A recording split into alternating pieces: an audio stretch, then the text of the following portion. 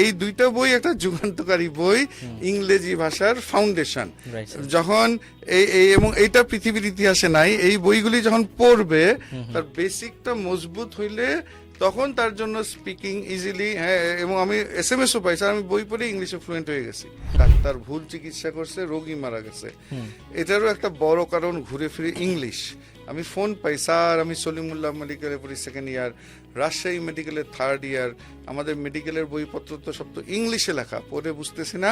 Is it a fan? Is it a pen? No, No. it's not a fan, It's not a pen, but it's a book. but it's a book. And এত বড় বাক্য আমি কি বলছি নাকি? Is হলো finite verb, but হলো conjunction, yet এই ওয়াট হলো ইন্টারোগেটিভ। আমি কিন্তু কোনো গ্রামাটিক্যাল নাম বলি নাই, আমার তো কাম মানে ভাষাটা, ভাষা শেখার বই। Right, sir. কথাটা হলো ভাষা, মানে প্রচলিত যত বই স্টুডেন্টরা পড়ে এটা গায়ে লেখা থাকে গ্রামার, যেই বইয়ের নামই হলো গ্রামার। And composition. বাঙালি ওই কম্পোজিশন এন্ড কম্পোজিশন, বাঙালি ওই বই পড়লে কি ভাষা শিখবে না গ্রামার শিখবে? গ্রামার।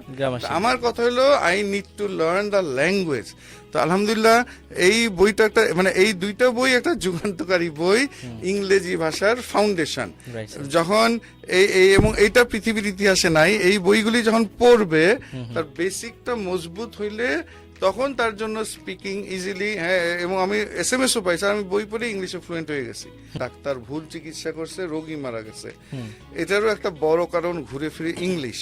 আমি ফোন পাই, স্যার আমি সলিমুল্লাহ মেডিকেলে পড়ি সেকেন্ড ইয়ার, রাজশাহী মেডিকেলের থার্ড ইয়ার, আমাদের মেডিকেলের বইপত্র তো সব তো ইংলিশে লেখা, পড়ে বুঝতেছি না, না বুঝে পাশ করে যাচ্ছি।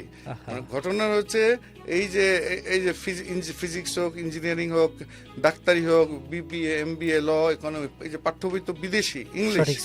ফলে এই যে আমাদের যে এই বড় বড় বাক্য, এটা তো বাঙালি 95%ই এই ছাত্র যারা পাশ করতেছে এরা তো বুঝতেছে না, ফলে সে জ্ঞান আহরণ করতেছে না। ফলে আমরা বাঙালি জাতি যত ভালো doctor, engineer, lawyer, BBA MBA economist হইতে পারতাম, এটা হইতে পারতেছি না, because what ever I am reading, আমি যা পড়তেছি এটা তো বুঝতেছি না, না ওটা আমার অর্থটাই বুঝতে পারছি না।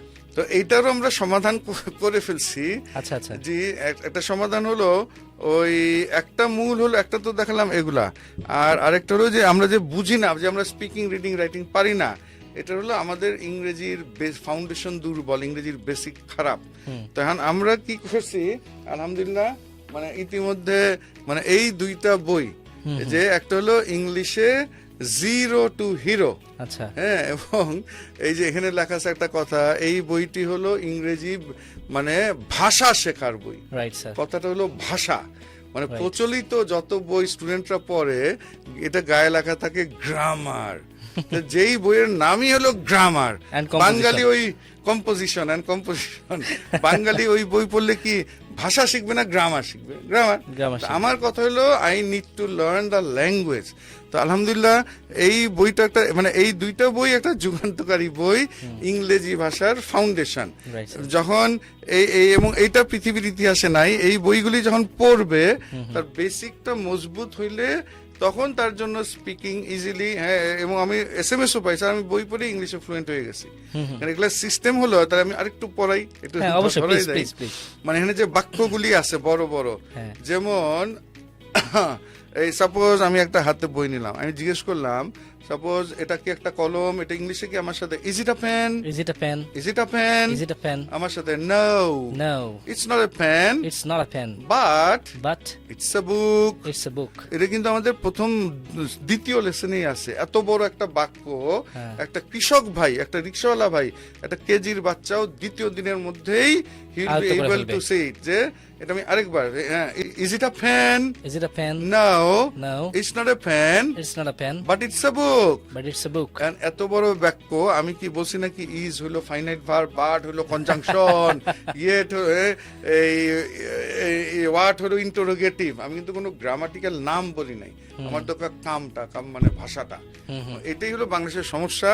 ওই সিম্পল একটা সেন্টেন্স পড়াইতে যে এটা প্রেজেন্ট ইনডেফিনিট, এটা ফিউচার পারফেক্ট, এটা আসলে পুরো ভুল পদ্ধতি। Right sir. আচ্ছা, তাহলে এই বইগুলো যদি কেউ খুব সহজে কিনতে চায়, যারা এখন হ্যাঁ, পডকাস্ট দেখছেন বা হ্যাঁ, জানছেন, হ্যাঁ, সেটা উপায়টা কি? হ্যাঁ, এটা অনলাইনে আমাদের saifusbooks.com এ অর্ডার দিতে পারবে। ওইটার নাম্বারটা হলো এমনিতে 01713 43 20 50।